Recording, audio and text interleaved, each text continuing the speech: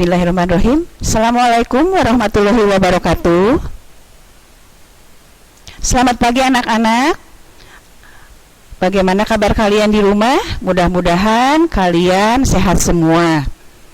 Alhamdulillah pada hari ini, pada hari Senin, mulai hari untuk melaksanakan MPLS. Tadi sudah pembukaannya sudah dilaksanakan. Alhamdulillah kalian pada hari ini akan menerima materi tentang sekolah ramah anak.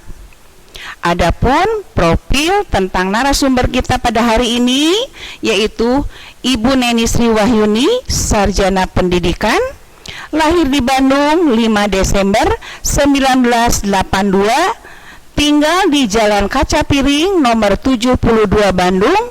Pendidikan terakhir S1, lulusan Universitas Pendidikan Indonesia, jurusan Pendidikan Bahasa dan Sastra Indonesia. Masa kerja dari tahun 2005 sampai dengan sekarang. Statusnya sudah berkeluarga. Nah, mungkin itu profilnya. Nanti kalian simak baik-baik tentang sekolah ramah anak dan kalian nanti tugasnya seperti apa. Nah, mari kalian saksikan dan simak baik-baik. Bu Neni, kami persilahkan. Terima kasih Ibu Cici atas kesempatannya.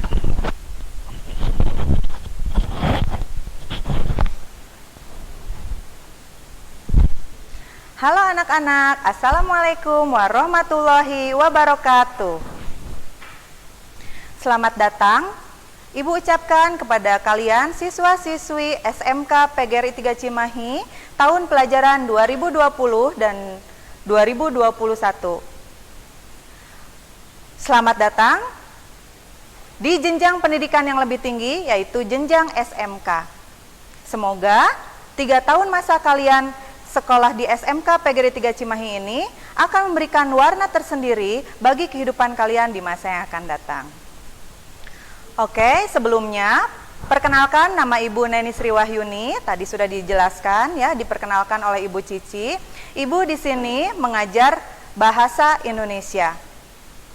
Pada kesempatan kali ini, izinkan Ibu untuk bergabung bersama mengikuti kegiatan MPLS daring untuk membahas materi tentang sekolah ramah anak.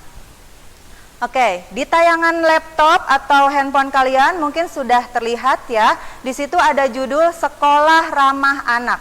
Sekolah ramah anak, sekolah sebagai rumah kedua, dan sekolah tanpa kekerasan.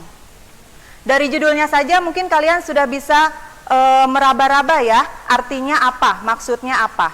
Nah, di sini kalian bisa melihat definisi sekolah ramah anak, yaitu satuan pendidikan formal, non-formal, dan informal yang aman, bersih dan sehat, peduli dan berbudaya lingkungan hidup, mampu menjamin, memenuhi, menghargai hak-hak anak dari kekerasan, diskriminasi, dan perlakuan salah lainnya, serta mendukung partisipasi anak terutama dalam perencanaan, kebijakan, pembelajaran, pengawasan, dan mekanisme pengaduan terkait pemenuhan hak dan perlindungan anak di pendidikan.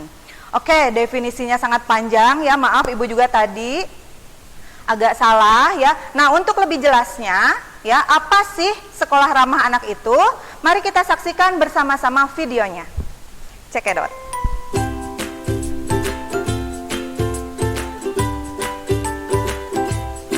Anak Indonesia adalah harapan bangsa.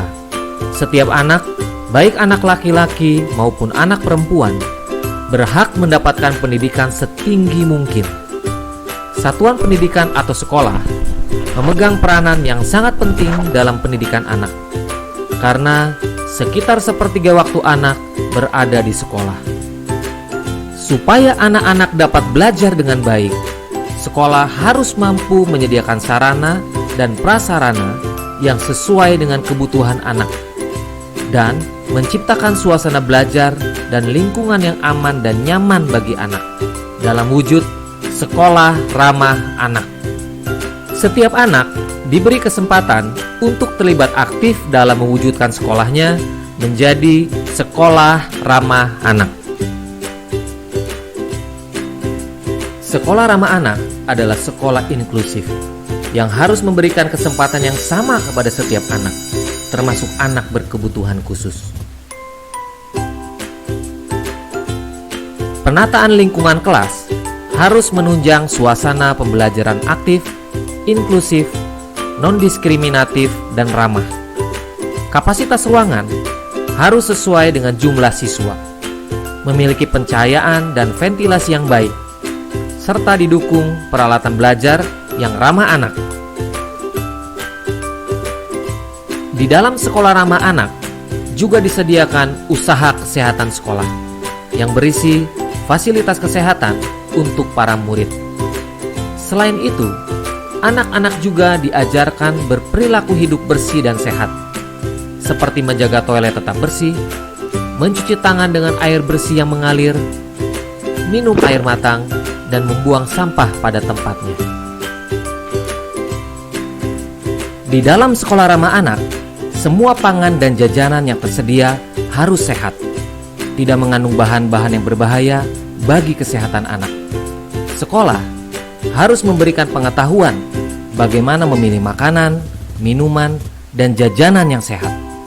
Sekolah ramah anak dapat dikembangkan menjadi sekolah kejujuran yang mengajarkan nilai-nilai kejujuran kepada anak-anak sejak dini. Sekolah ramah anak juga termasuk Madrasah Insan Cendekia, dikembangkan dengan tujuan untuk meningkatkan akhlak dan budi pekerti anak. Anak juga diajarkan untuk menghormati orang yang lebih tua, seperti ayah, ibu, dan guru. Sekolah berkarakter juga merupakan dimensi sekolah ramah anak yang mengajarkan anak tentang pentingnya memiliki karakter positif, budi pekerti, dan cinta tanah air.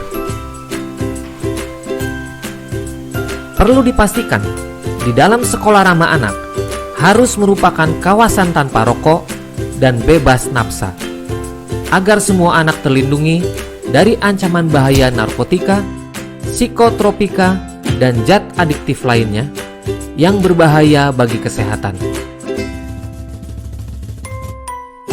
Sekolah ramah anak perlu diperlengkapi dengan ruang konseling, ruang kreativitas untuk kegiatan budaya seperti musik, tari, lukis, dan lain-lain, serta tersedianya lapangan olahraga, area bermain, dan tempat ibadah.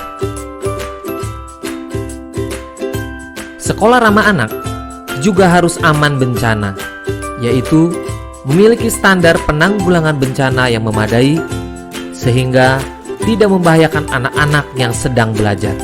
Sekolah ramah anak juga merupakan sekolah adiwiyata yang mengajarkan kepedulian anak-anak terhadap masalah pelestarian lingkungan.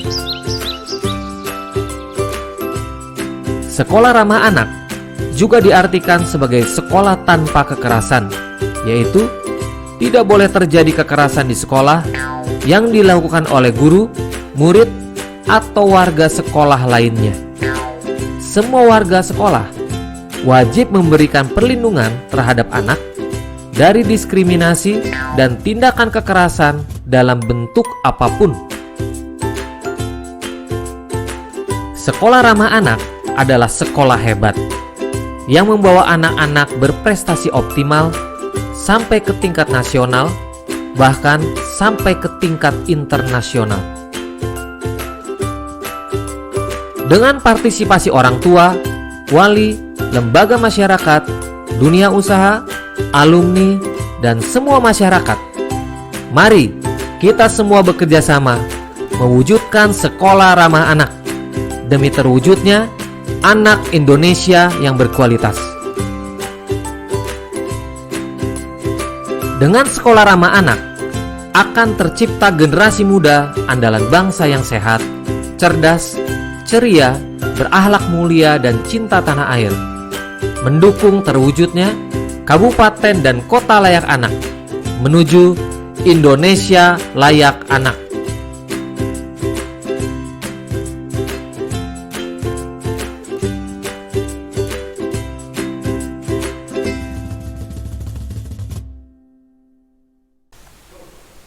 Baik, kita lanjut lagi ya.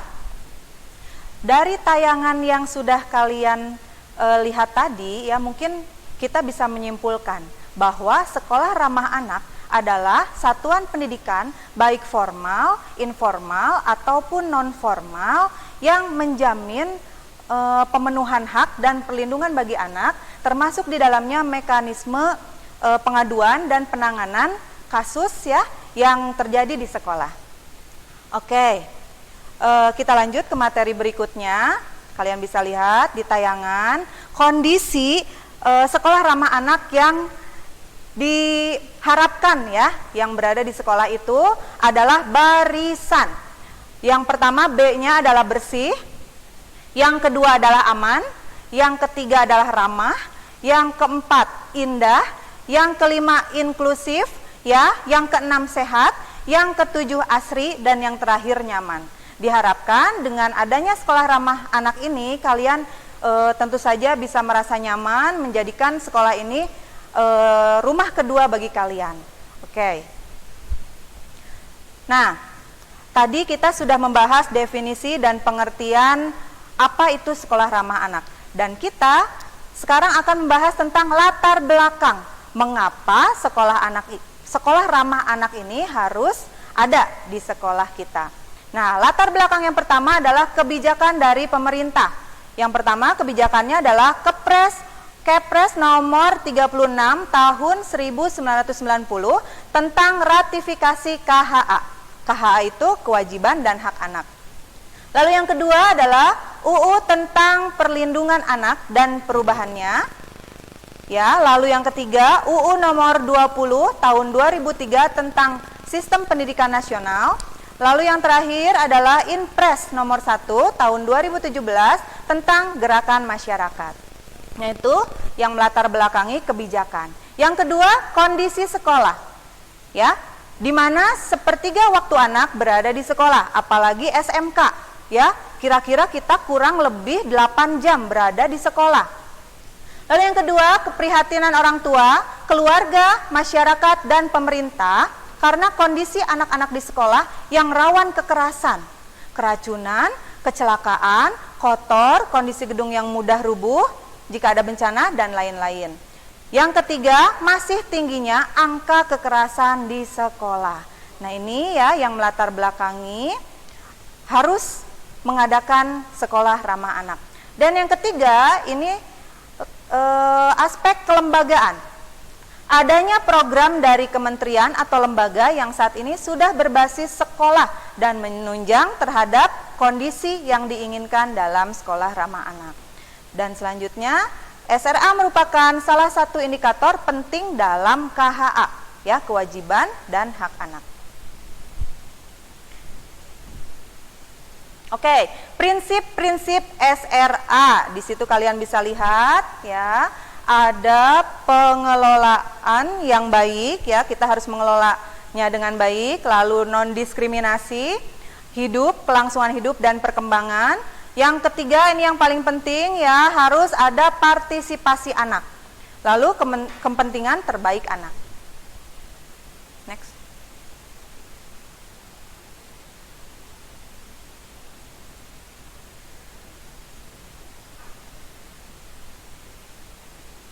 Ya, komponen sekolah ramah anak.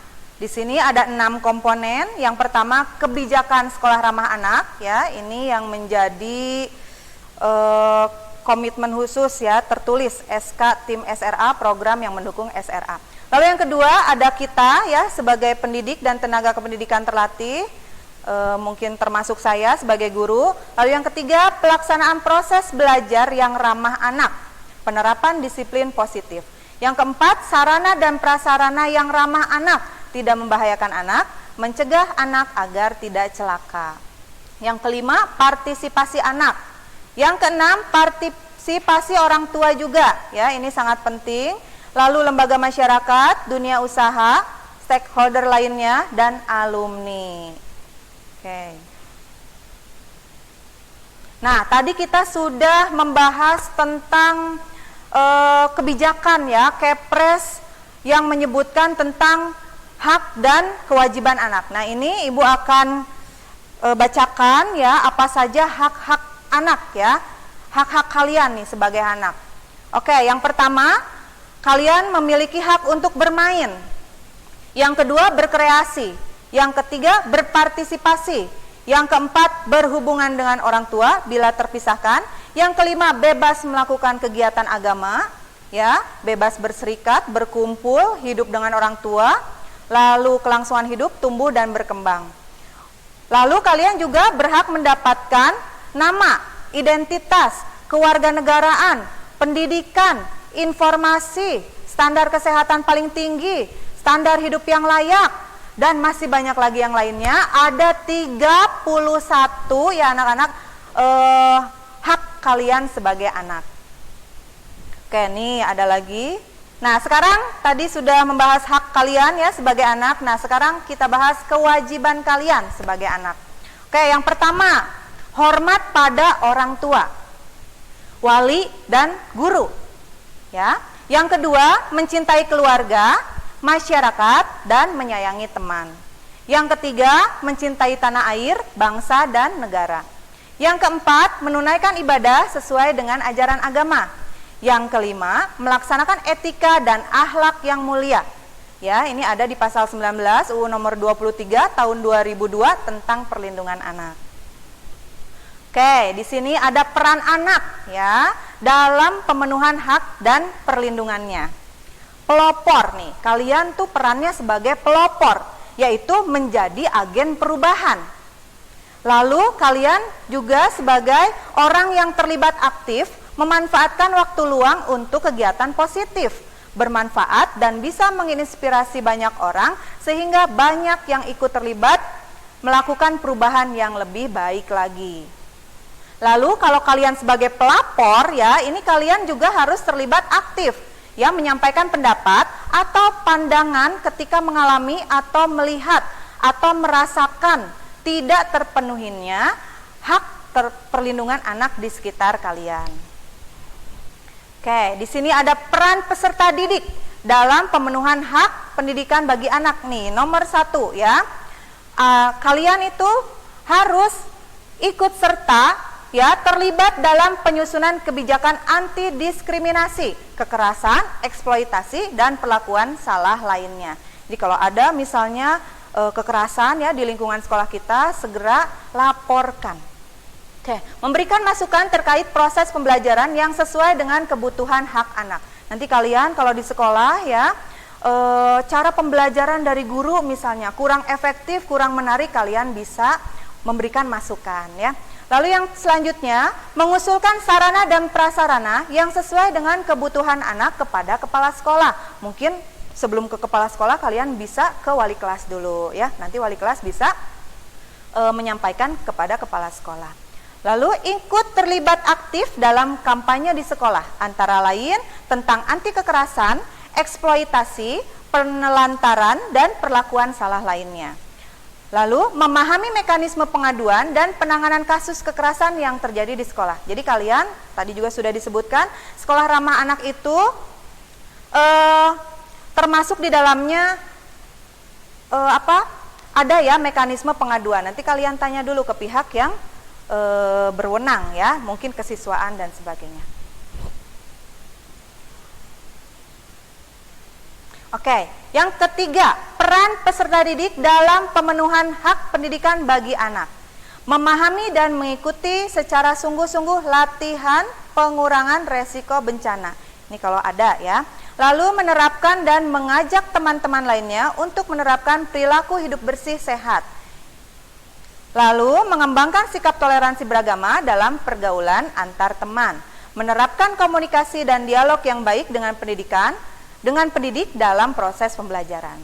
Lalu ikut terlibat dalam kegiatan bermain dan berolahraga serta memanfaatkan waktu istirahat dengan melaksanakan hal-hal yang positif.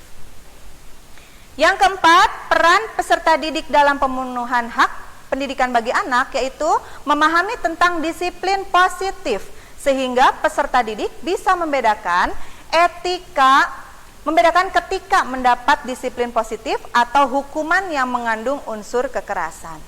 Biasanya guru itu menghukum karena sayang ya, Tapi kadang-kadang siswa mengartikan itu adalah kekerasan, padahal hanya di push up atau apa itu mah wajar ya. Lalu selanjutnya, memahami tentang bahaya penyalahgunaan nafsa. Ya, ini narkotika dan zat adiktif yang berbahaya. Lalu mengingatkan teman yang melakukan hal yang tidak benar. Ini yang paling penting. Ya, jangan kalian kompak dalam hal yang negatif. Contohnya kabur bersama dan sebagainya. Oke, ini adalah salah satu kekerasan ya yang bisa saja terjadi di sekolah dan memang rawan terjadi di sekolah. Ini ada tindakan merundung. Tindakan merundung itu lebih dikenal sebagai bully, ya, tindakan membuli. Nah, di sini ada jenis-jenis bully, ya, anak-anak. Yang pertama adalah bully verbal. Jadi bully verbal ini adalah penindasan menggunakan kata-kata, ya, si jelek, si gendut, ya, itu termasuk bully secara fisik.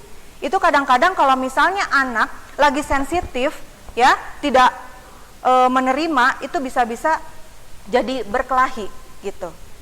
Oke, di sini salah satunya bully verbal itu misalnya gosip, lalu mencela seperti tadi yang Ibu sebutkan, ya, fitnah, ancaman kekerasan. Awas kalau nggak berani kabur bareng-bareng, kamu awas aja, tahu-tahu nggak ada nama misalnya gitu ya. Kadang ada aja ya yang bercanda seperti itu. Lalu julukan nama mengejek, pernyataan bernuansa ajakan seksual. Nah, ini yang termasuk ke dalam salah satu bully verbal ya, bully yang menggunakan kata-kata. Selanjutnya, bully nonverbal. Bully nonverbal ini yang bukan dari kata-kata ya, contohnya melihat sinis, gitu ya. Lalu ekspresi muka merendahkan, ih siapa elu misalnya gitu ya. Lalu menonton aksi bully, ada teman kalian misalnya direkam ya sedang dibully, kalian malah tertawa-tertawa ya gitu. Lalu mengancam, mendiamkan seseorang ya, tidak menanya misalnya ke teman kalian selama 3 hari. Lalu memanipulasi persahabatan, tidak boleh itu. Mengirimkan surat kaleng, oh ternyata surat kaleng juga anak-anak termasuk bully nonverbal ya. Selanjutnya bully relasional. Bully relasional ini adalah yang tidak mudah diidentifikasi, seperti bully verbal atau fisik. Ya, kalau bully verbal itu bisa direkam, bully fisik juga bisa direkam, itu mudah diidentifikasi. Nah, contohnya pelemahan harga diri korban secara sistematis. Lalu pengabaian, sedang berbicara diabaikan. Ya, itu kan akan sakit hati, itu termasuk bully relasional. Lalu pengucilan. Anak dikucilkan di kelas, ya, itu tidak boleh. Kalian harus saling menghargai, menghormati antar teman tanpa pengecualian. Tidak ada pengucilan-pengucilan. Lalu sikap-sikap tersembunyi seperti helaan nafas, gitu ya. Itu kan ada makna lain ya di balik helaan nafas tersebut.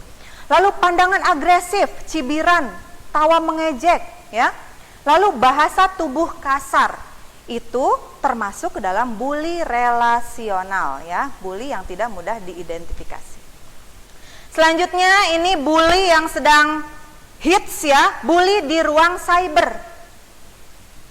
Biasanya ini ada di media sosial ya, dengan cara misalnya mengirimkan pesan negatif di media sosial. Ya, ada saja yang posting foto misalnya di IG, ada komentar-komentar negatif. Itu bisa saja membuat anak menjadi stres ya karena bulian. Oke, yang kedua mengirimkan voicemail kejam. Ya, suara-suara direkam lalu kirimkan. Mengirimkan email negatif terus-menerus, membuat situs memalukan bagi korban ya. Lalu menggunakan akun palsu menyerang media sosial korban. Nah, itu salah satu bully di ruang cyber ya. Oke. Nah, sekarang Ibu akan menjelaskan dampak bully, ya, dampak bullying atau perundungan pada korban. Yang pertama, mengalami kesakitan fisik dan psikologis. Ini yang paling ditakutkan ya, psikologisnya yang kena. Lalu kepercayaan diri yang merosot, ya, apalagi misalnya dibulinya yang jelek-jelek gitu ya. Lalu ada perasaan malu, trauma, atau depresi. Serba salah ya, dalam bersosialisasi kan jadi serba salah karena dia merasa udah jelek di mata umum. Oke, lalu takut sekolah ya, akhirnya prestasi menurun. Lalu mengisolasi diri dari teman atau keluarga karena malu tadi ya. Lalu menderita ketakutan sosial. Dia tidak mau lagi bersosialisasi dengan teman. Kasihan ya. Lalu yang terakhir, kecenderungan ingin bunuh diri. Nah, ini yang paling ditakutkan ya, sampai bunuh diri. Ya. Nah, dampak negatif bullying pada yang lain ya, bukan hanya pada korban, ini pada pelaku. Dampak negatifnya adalah pelaku akan belajar bahwa tidak ada risiko apapun bagi mereka bila mereka melakukan kekerasan, agresi maupun mengancam anak lain. Kalau tidak ditindak, ini pelaku bisa malah kecanduan ya, melakukan bullying karena enak, tidak ada risikonya. Lalu ketika dewasa berpotensi lebih besar untuk menjadi pelaku kejahatan dan akan bermasalah dalam fungsi sosialnya. Lalu dampak negatif bagi saksi ya, ini mengalami perasaan yang tidak menyenangkan dan mengalami tekanan psikologis yang berat, apalagi dapat ancaman mungkinnya dari pelaku, tidak boleh menjadi saksi. Lalu merasa terancam dan ketakutan akan menjadi korban selanjutnya. Yang terakhir, dampak negatif bagi saksi adalah dapat mengalami penurunan prestasi karena perhatiannya masih terfokus bagaimana menghindari dari target berikutnya. Oke, di sini ada mekanisme pengaduan sekolah ramah anak ya. Di sekolah ramah anak ini, kalau kalian misalnya mendapatkan perilaku yang tidak mengenakan ya, di sini ada alur pengaduannya. Ya, kalau di sekolah mungkin korban itu bisa langsung melaporkan ya ke wali kelas saja dulu mungkin ya. Lalu nanti wali kelas memproses, lalu ke siswaan, ke bimbingan konseling, baru mungkin diputuskan ya bagaimana baiknya gitu. Oke, di sini orang tua, puskesmas, polisi juga pasti nantinya akan bergerak ya dalam pengaduan di sekolah ramah anak ini. Oke, nah ini tidak usah. Oke, terakhir anak-anak, mari kita berikrar ya untuk mewujudkan sekolah ramah anak di Jawa Barat. Oke, kalian bisa ikut berdiri. Ya, kalian ikuti apa yang Ibu ucapkan. Oke, ikrar Sekolah Ramah Anak Jawa Barat.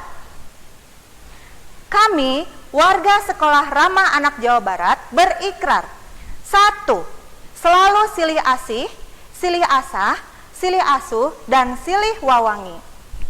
Yang kedua, mewujudkan sekolah yang bersih, sehat, aman, tanpa kekerasan, nyaman, dan bahagia.